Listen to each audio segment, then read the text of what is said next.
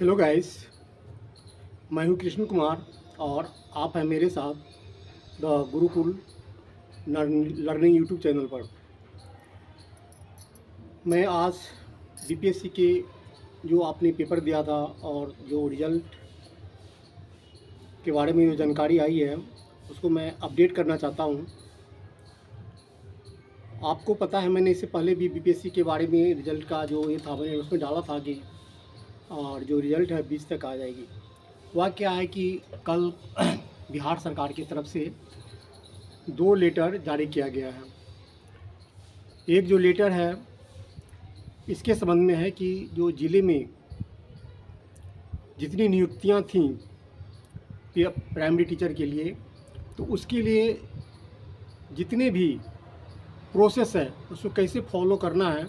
तो जो उसके सक्षम अधिकारी हैं, जो अफसर हैं, उनको उनको आज मीटिंग है। मतलब आज जो संडे है वह संडे का छुट्टी रद्द कर दिया गया है। छुट्टी रद्द करने का पर्पस आप समझ सकते हो। गवर्नमेंट एम्प्लॉय का छुट्टी रद्द करने का मतलब होता है कि जो काम हो रहा है वह बहुत तीव्र गति से करना। ऐसी स्थिति में हुआ क्या है कि 2 तरह का जो लेटर जारी किया गया है, इसमें एक तो ये है कि आपको जो आपने जो दिया है, जो पेपर दिया है, तो जो आपका डॉक्यूमेंट वेरिफिकेशन होना है उसके संबंध में लेटर में ये है कि जो भी डाटा एंट्री ऑपरेटर होगा, जो कंप्यूटर का जो स्टाफ होगा या जो डॉक्यूमेंट वेरिफिकेशन करने वाले लोग होंगे, जो अफसर होंगे, उसको क्या-क्या टर्म्स और कंडीशंस वहाँ पर फॉलो करना है। वह जो राज्य सरकार के जो शिक्षा विभाग के जो वहाँ पर जो रूल्स एंड रेगुलेशन है उसको वहाँ पे फॉलो करना है, जो वहाँ पर सक्षम अधिकारी है, तो उसके बारे में है। और एक लेटर है कि जो आप लोगों का डॉक्यूमेंट वेरिफिकेशन होना है। आपको पता है आप लोगों को कि एक तो पीआरटी और जो बीएड वर्सेस बीटीसी ये सब जो चल रहा है, तो उसके लिए तो सुप्रीम कोर्ट में आपको पता है कि बिहार सरकार गई हुई है। आई थिंक बहुत जल्द उसका प्रोसेस भी कंप्लीट हो जाएगा। वैसे तो मैंने पहले भी वीडियो में आपको बताया था कि केवीएस तो सेंट्रल गवर्नमेंट में आता है, तो केवीएस में तो क्या है कि सेंट्रल जो सुप्रीम कोर्ट है वहाँ पे मना कर दिया है, जो बीएड वाले हैं वो प्राइमरी टीचर में वो नहीं भर सकते हैं, तो वहाँ तो मना है। हालांकि वहाँ पर भी क्या है कि अगर आप लोगों से बहुत सारे टीचर ने वहाँ पर पेपर दिया है, तो वहाँ पर प्रोसेस ये है कि जो फरवरी में जो पेपर हुआ था उसका रिजल्ट अभी तक नहीं आया है।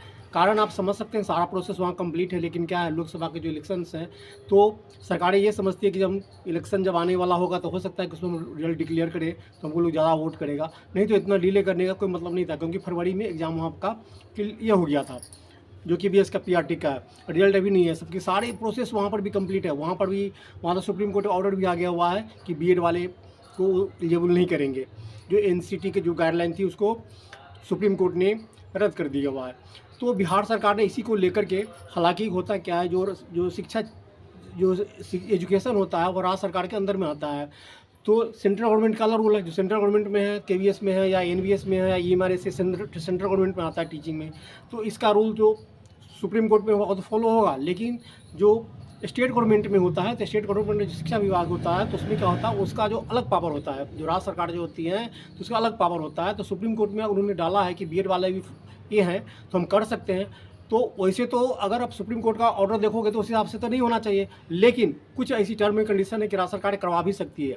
तो इस पर जब तक ऑर्डर नहीं आ जाए सुप्रीम कोर्ट का, इस पर कुछ भी नहीं कहा जा सकता है कि बीएड वाला को बाहर रखेंगे या बीएड वाला को उसमें ऐड करेंगे। लेकिन ये है कि जो भी हो, आप लोग जो पीआरटी के पेपर दिए हैं तो आपको करना क्या है, आपको ये बताता हूँ।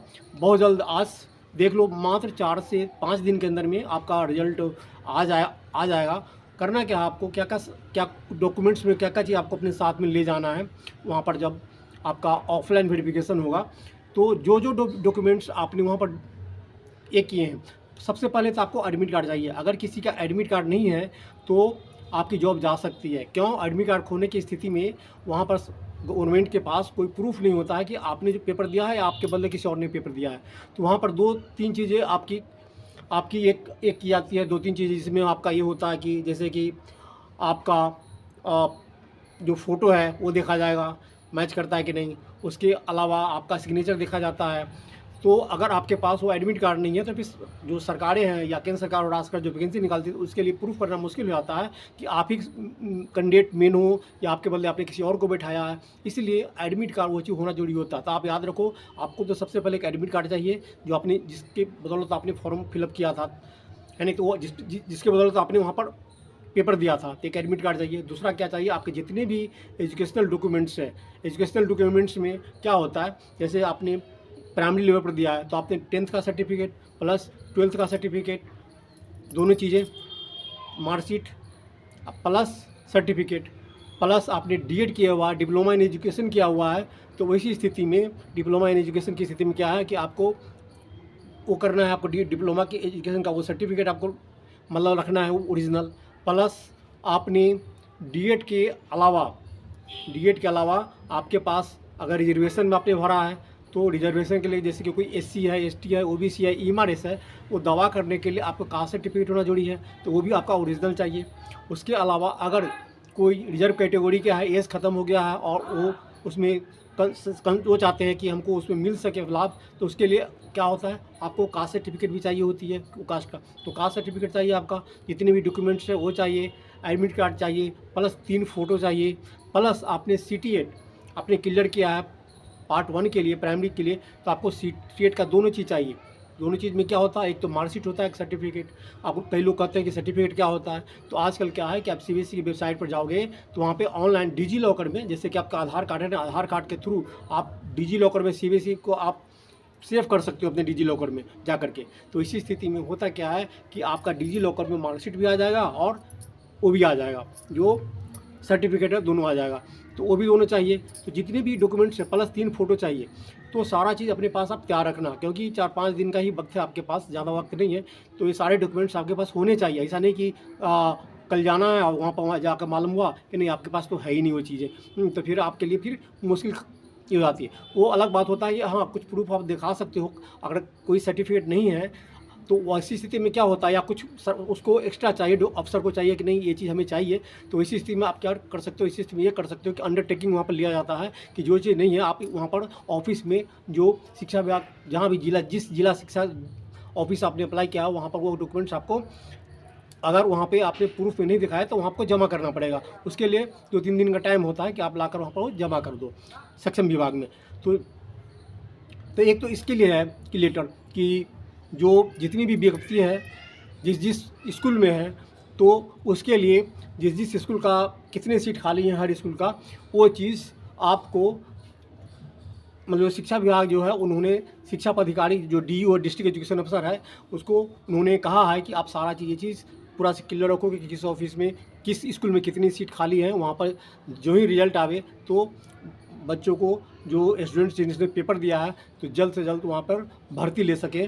तो वो चीज़ पूरा दुरुस्त करने के लिए कहा है कि जो भी मतलब शिक्षा विभाग के जो भी जहाँ जहाँ डिपार्टमेंट्स मतलब स्कूल जहाँ हैं तो वहाँ पूरी जो डाटा का है जो सिस्टम होता है, जो डाटा एंट्री जो करता है, वो सारा चीज़ ऑनलाइन सिस्टम में वो सारा चीज़ कंप्लीट होना चाहिए। उस एक तो आपको उसका है। दूसरी बात यह है कि जिन जिन जो वेरिफिकेशन में जो अफसर भाग लेंगे तो उनको भी ट्रेनिंग दिया जाएगा। इसके लिए भी मतलब जो रद्द कर दिया गया है, क्या चीज़ को रद्द किया गया है, छुट्टियाँ रद्द कर दी गई है संडे को। सारे अफसर को भाग लेना है और क्या क्या वहाँ पर ट्रेनिंग में वो बताया जाएगा, वो चीज़ को फॉलो करना है। वहाँ पे जो वहाँ पर वेरिफिकेशन होगा, सक्षम पदाधिकारी जो भी होगा जो वेरिफिकेशन करेगा उसके लिए।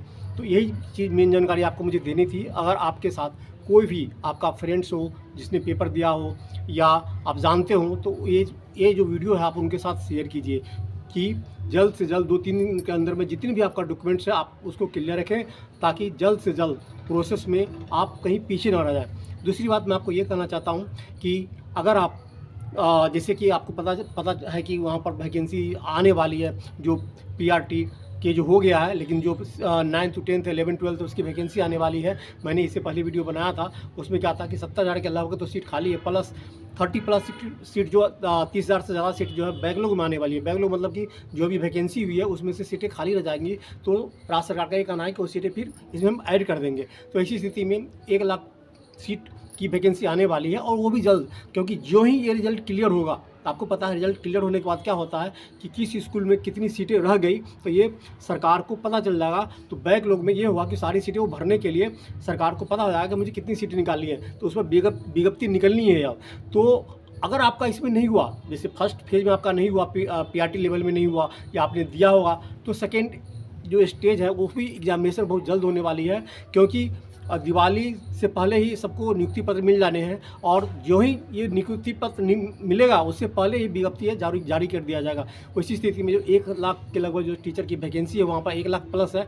उसी स्थिति में जो 9th 10th 11th 12th की जो वैकेंसी है, आप उसके लिए प्रिपेयर्ड रहें और पढ़ते रहें। जो भी आपने तैयारी किया है उसको आप रिवीजन में रखें। और मैं आपको बताता हूँ कि मेरा भी, जैसे कि मैंने डाला है, मैं जीएस जनरली बच्चों को पढ़ाना शुरू किया हूँ। हालांकि चैनल ज़्यादा दिन स्टार्ट नहीं हुआ है, लेकिन मैंने उसमें हिस्ट्री है, ज्योग्राफी है, फिजिक्स है, बायोलॉजी है, बॉटनी है, जीएस में तो सारे आते हैं, आपको पता ही है, प्लस करेंट अफेयर है। तो मेरा करेंट अफेयर्स भी मैं लेकर आता हूँ अपने चैनल पे, प्लस जीएस में अभी स्टार्ट कर किया हूँ, हिस्ट्री और स्पोर्ट्स वगैरह स्टार्ट कर रहा हूँ। तो मेरे चैनल को, जैसे कि द गुरुकुल लर्निंग जो चैनल है, इसको आप द गुरुकुल लर्निंग 772 जो चैनल है नहीं, उसको आप सब्सक्राइब करें। सब्सक्राइब करना है आपको, और इस चैनल पर आकर आपको पढ़ना है। प्लस और जो बच्चे हैं जो सीटेट की तैयारी करते हैं, जैसे कि बिहार में भी टेट 2 बार होने वाला है, तो बिहार में टेट जब दो बार होने वाला है, वो इसी स्थिति में करना क्या है कि आपको सीटेट की तैयारी करते हैं तो मेरा जो साइकोलॉजी है, साइकोलॉजी जो जो एजुकेशनल साइकोलॉजी है,